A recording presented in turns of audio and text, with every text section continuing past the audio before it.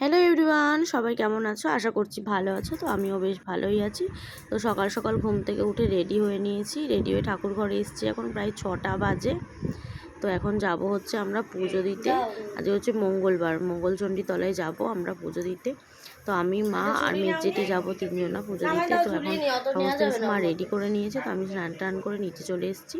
তো চলো এবার যাওয়া যাক। দেখো সকালবেলা আমি রাস্তায় বেরিয়ে পড়েছি, রাস্তা প্রায় ফাঁকা, লোকজন নেই। তখন 6টার সময় আমরা বেরিয়েছি। তো চলো যাই, গিয়ে আবার তোমাদের সাথে দেখা হচ্ছে। তো এই যে আমরা তিনজনা টুকটুক করে হেঁটে হেঁটে যাচ্ছি। তো সকাল সকাল যাওয়ার একটাই কারণ, ওখানে প্রচণ্ড ভিড় হয়। তো দেখো, তোমরা দেখে বুঝতেই পারছো যে কতটা লাইন রয়েছে।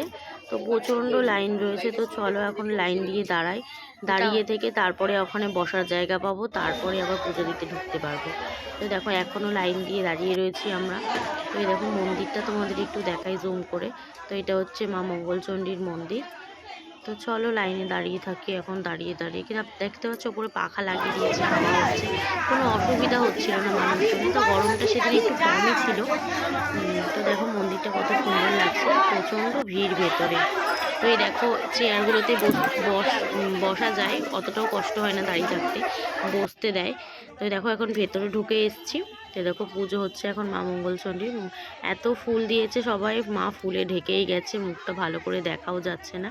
তো যতটা পারলাম তোমাদেরকে দেখানোর চেষ্টা করলাম। তো পুজো দেওয়া কমপ্লিট, এখন আবার রোদ উঠে গেছে। তো এখন রোদ দিয়ে আমরা বাড়ি যাচ্ছি, তাই জন্য মাথায় একটু কাপড়টা দিয়ে নিয়েছি আমি। রোদ, ভীষণ রোদ। সকাল 6টায় এসেছি, এখন 9:30 বাজে, বাড়ি যাচ্ছি। এই হলো সবে।